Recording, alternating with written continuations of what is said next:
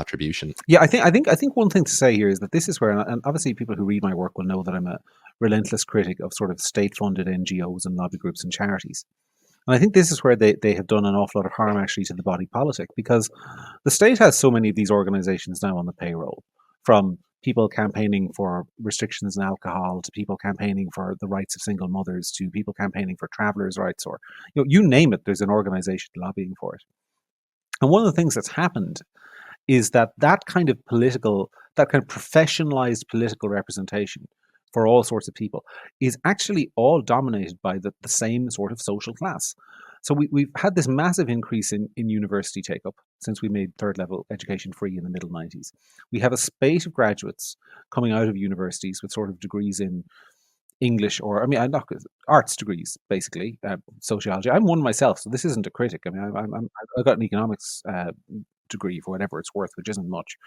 And there are lots of people like me who kind of end up don't go into economics or arts or English. They go into sort of like advocacy and charity sectors, and so we've got this huge swathe of the economy and civil society, which is dominated by sort of a professionalized campaigning sector full of people who share mostly the same opinions because they all come from the same sort of academic background. So in many cases, the farmers are represented by people with the same opinions as the truck drivers or the single mothers or the travelers. It's professionalized, and so the entire political class has built this kind of infrastructure where there's very little diversity of opinion, even amongst all the different sectors of society who are supposedly on paper competing for the government's attention. And these are the people who the government are meeting every day when they're meeting people to talk about, oh, I don't know, disability issues. They're meeting people with broadly the same political outlook as the people they're meeting tomorrow to talk about, treatment for a particular medical condition in the health service. These people are all kind of represented by the same professionalized political class, which sort of promotes homogeneity, first of all, but second, kind of reduces the space for kind of characters and organic generation of ideas in the broader body politic. And a lot of sort of legislation has been outsourced to these groups. A lot of the sort of policy making agenda has been outsourced to these groups. And politicians have allowed themselves to become sort of captured by, what in the US they would call the symptoms of elite overproduction. Too many graduates, not enough for them to do, constantly expanding sort of third sector. And at the same time, ironically enough, we don't have enough young people in society to build the homes that we need to accommodate our population. So that's I think that is, if you ask me for a central thesis of what's wrong with Ireland, I think that's where it is. That's the sort of central thing that needs to be unwound. Though I really don't know how it can be without causing huge pain to a lot of people who are now working in those sectors. Yeah, man, that's a very interesting point.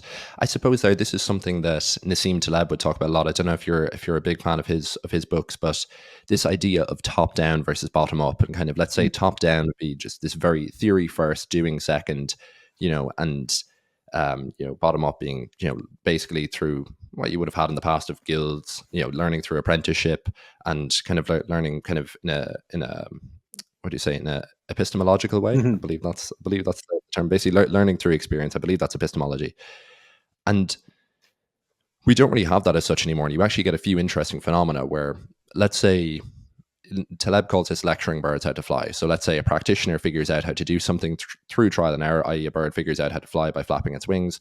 Then an academic who's in the theory of aerotime physics or whatever it is, then says, here are the mechanics behind how this bird flies, and then they discover a theory. Now, air quotes, Mhm. discover a theory, and kind of apply it to this thing. But when you look at kind of a lot of, I suppose, historically very dominant societies, you look at the British Empire, you would look at the Roman Empire throughout history, always this very bottom up guild oriented way of working, where it was kind of learning through working on the job and pushing it up. My father would always say, what I learned on my own I remember still. I love that saying. But I think it's definitely a problem in a sense, where you almost don't know something truly until you Mm. bind it to actual lived experience, in a sense.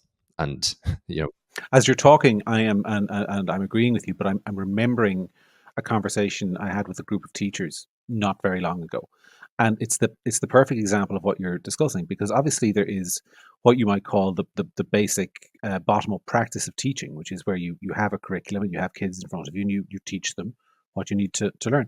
But now there is a whole other layer on top of teachers in Irish society. So this group of teachers was telling me recently about an in-service day they had, where they were basically walked through all the theoretical stages of learning.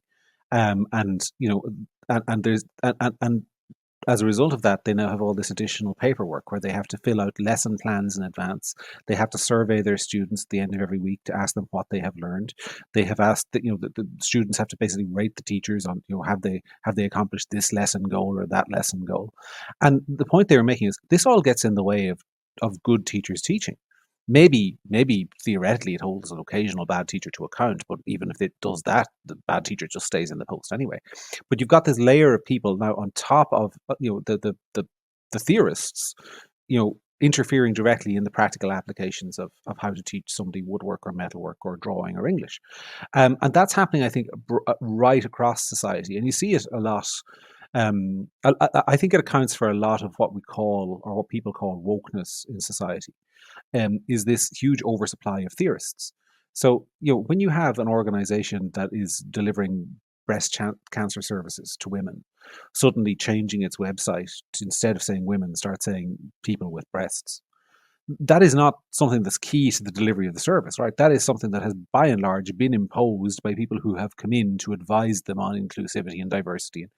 And so when people talk about the DEI agenda, I think it's all connected to sort of the overproduction of theorists in society and the underproduction of doers, which is inextricably connected to the massive increase in the number of people we're sending through third level in Western society, with a limited return on investment, except for the constant necessitating to keep those people employed for social stability reasons, because if they all find they're unemployable, then there's revolution, right? So to keep them employed, we have to constantly expand this theorizing, and it's at some point it's a bit of a pyramid scheme, because at some point it's got to stop and the whole house of cards comes down, and then I think we might have a genuine sort of France in the 1770s moment.